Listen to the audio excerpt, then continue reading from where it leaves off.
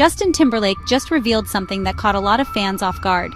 He's been dealing with Lyme disease, and he's not alone.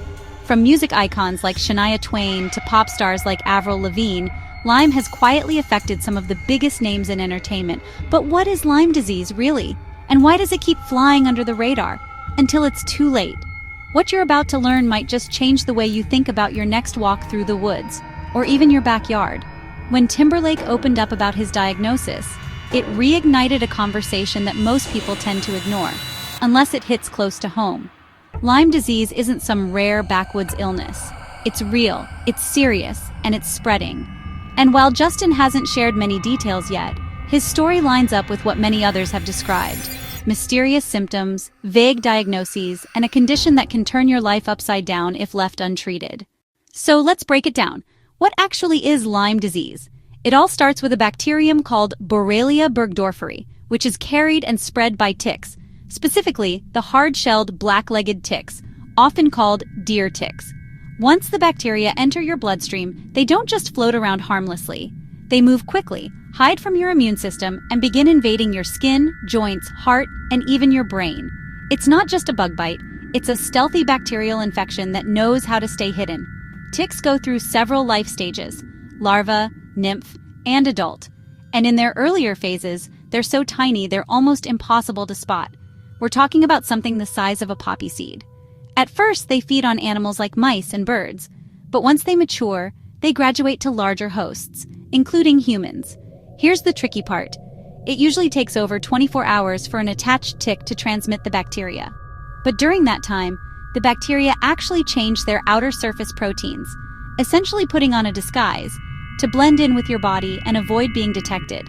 It's a microscopic game of hide and seek. Once the bacteria get in, that's when the real trouble begins. Some people might develop a red, expanding rash at the site of the bite. It's called erythema migrans and often looks like a bullseye.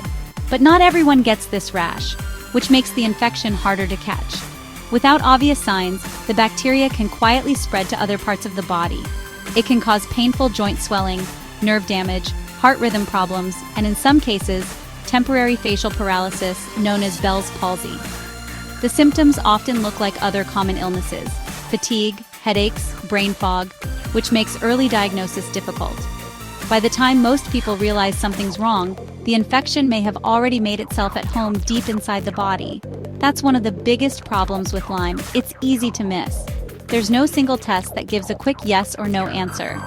Most doctors rely on a combination of symptoms, patient history, and whether the person has been in an area known for ticks. And this leads to one of the most frustrating parts of Lyme disease.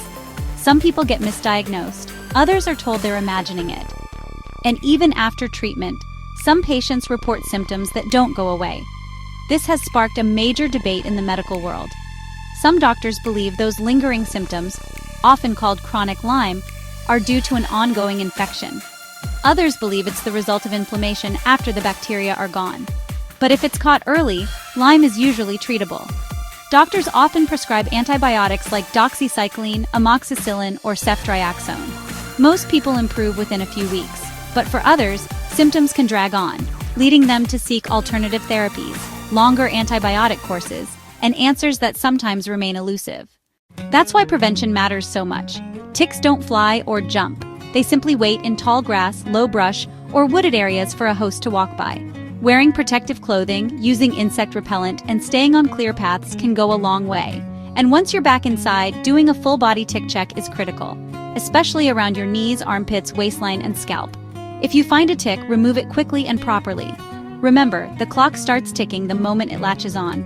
In animals, vaccines are available to prevent Lyme disease, and they work by targeting the bacteria's proteins before it spreads. For humans, though, a vaccine hasn't made it to market yet. But with more high-profile cases like Timberlake's bringing attention to the disease, interest in vaccine development is rising again. And that's a good thing, because Lyme disease isn't going anywhere. It's no longer just a risk for hikers or campers. It's spreading into suburbs, parks, and even city green spaces. As temperatures warm and ticks expand their range, more people are being exposed than ever before. Whether you're a fan of Justin Timberlake or just someone who likes to spend time outdoors, this matters. A tick might be tiny, but the impact it can have on your life is massive. Stay safe.